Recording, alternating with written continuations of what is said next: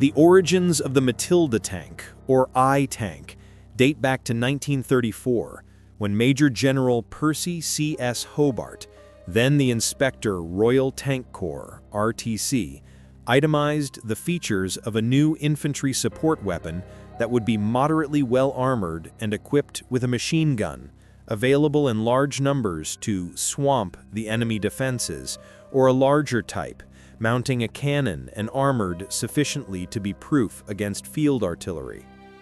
Due to finances, Britain's interwar military leaders favored the smaller of Hobart's prototypes, the A-11, which was codenamed Matilda. This curious name was derived from a popular feathered cartoon character of the time, Matilda the Duck, because the tank's 27 tons of metal moved about as elegantly as an overweight waddling duck. The initial A-11 offering from Vickers Armstrong, Ltd., in 1935 was an inexpensive small two-man tank that possessed a solitary machine gun, thus hardly a mechanized weapon to swamp the enemy defenses, but rather a mobile, armored machine gun. By January 1938, as the prospects for war in Europe heightened, the British Army now desired a cannon-armed infantry tank, which was labeled the A-12, Matilda Mark I, and was to be produced by the Vulcan Foundry in Cheshire. This tank would have a coaxial Vickers .303 caliber water-cooled machine gun and a 2-pounder anti-tank AT gun, firing armor-piercing AP rounds only, housed in a 3-man turret. The official rationale for the absence of a turret gun capable of firing high-explosive HE shells was that this tank was to protect infantry from enemy tanks. Just prior to the outbreak of hostilities, the 2-pounder was believed to be the best AT gun in any army. Advanced armor protection. For its time, the first A-12 prototype was available by April 1938, and an initial order was placed with Vulcan Foundry for an additional 140 tanks in June 1938. The A-12's two understrength 87-horsepower engines were located side by side in the rear half of the chassis. The heavily armored vehicle managed a top speed of 15 miles per hour, which was ample to support infantry.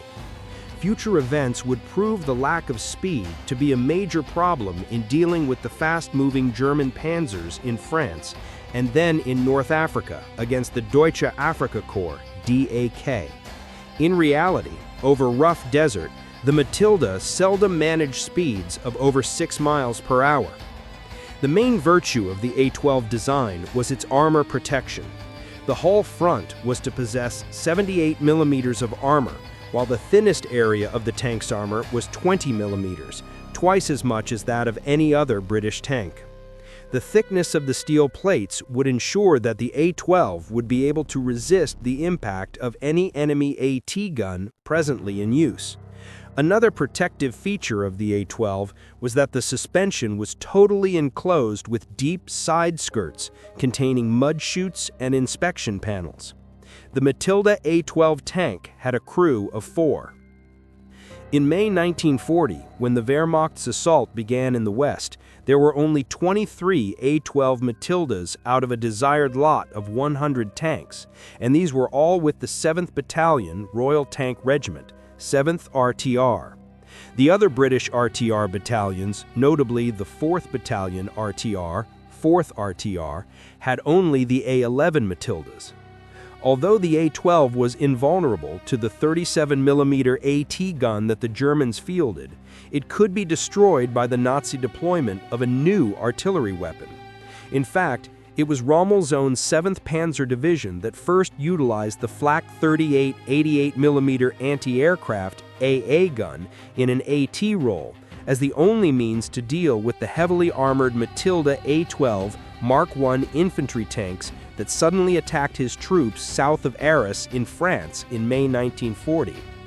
These 88mm guns could easily kill the Matilda A-12 Mark I at 2,000 yards, twice the effective range of most British guns, especially the I tank's 2-pounder, which could only fire AP solid shot.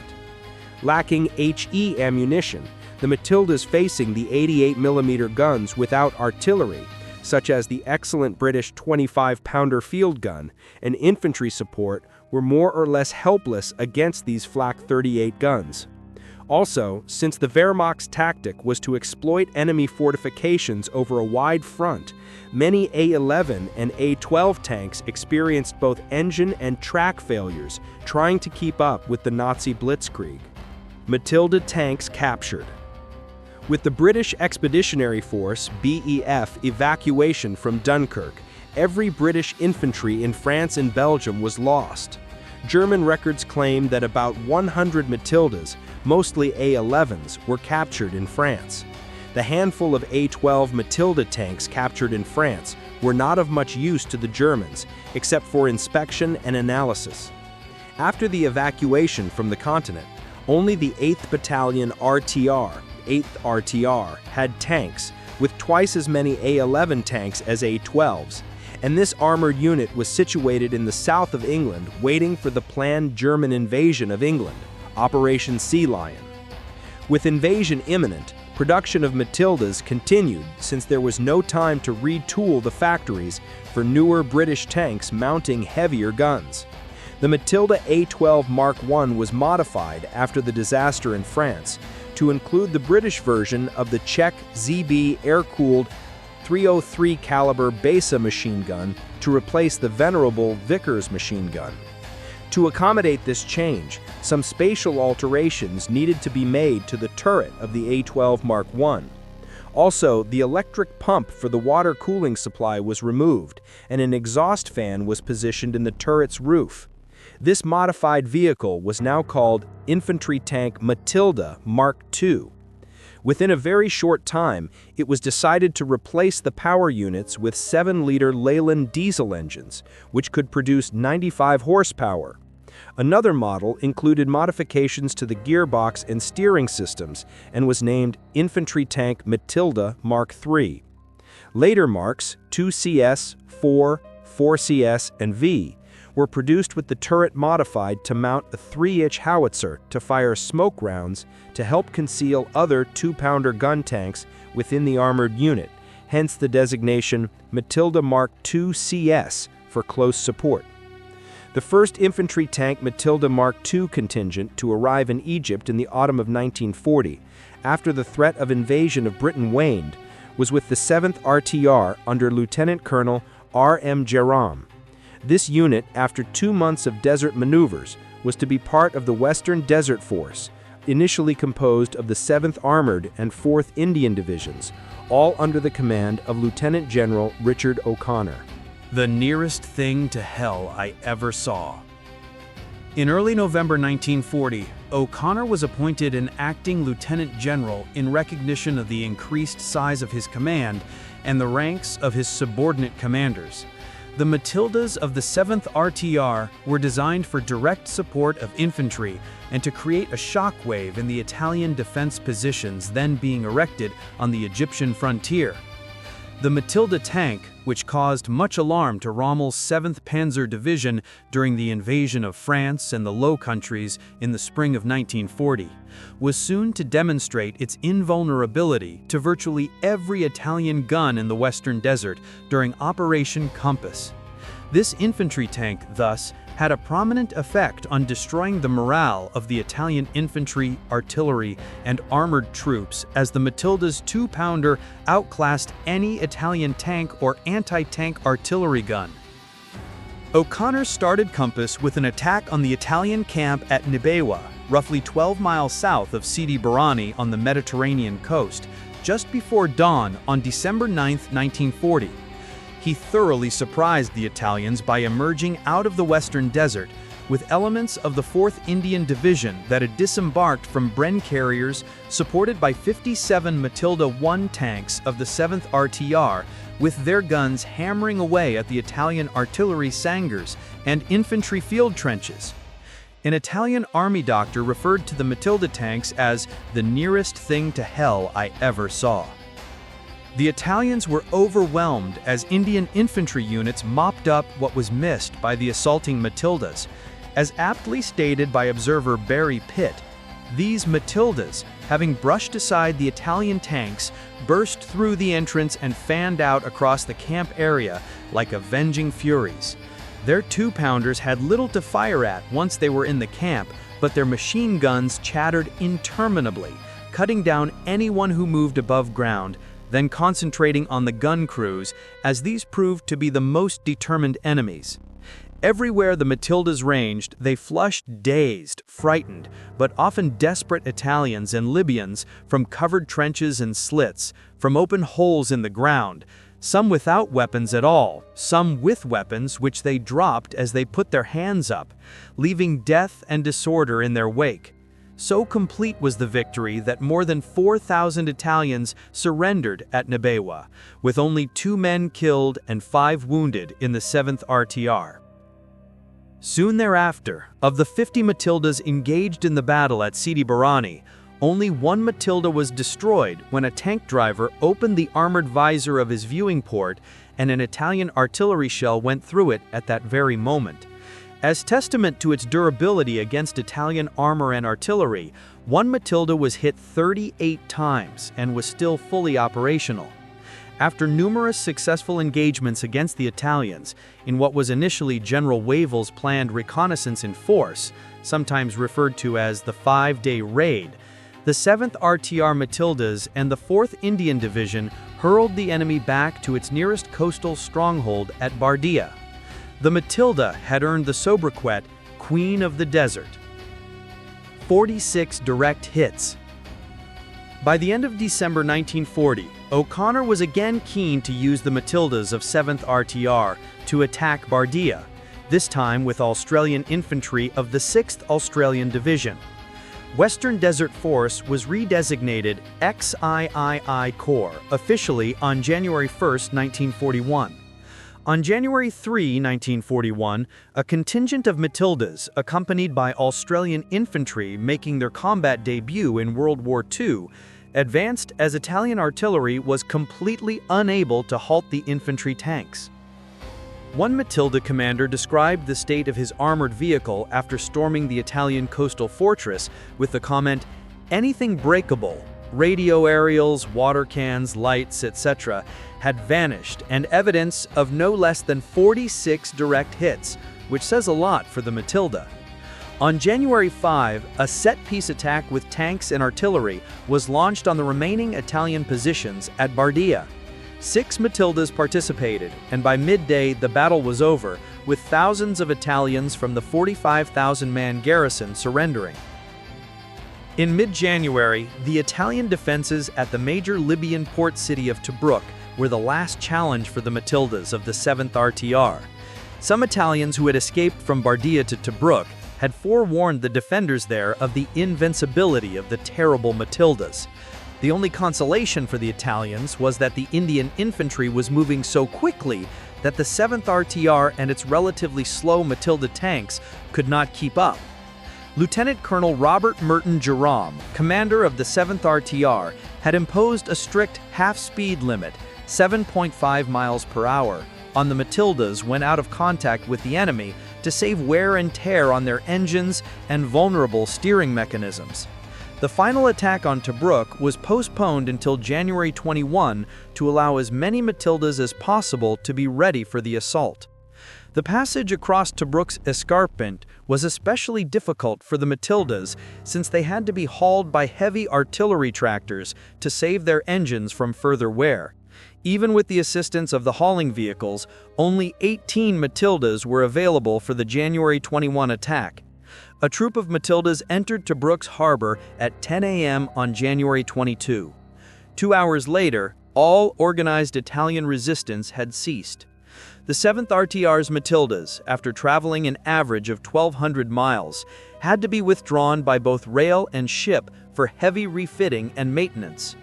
Famed author and armor proponent Captain Sir Basil Little Hart commented, "The history of war shows no case of a single fighting unit having such a great effect in deciding the issue of battles."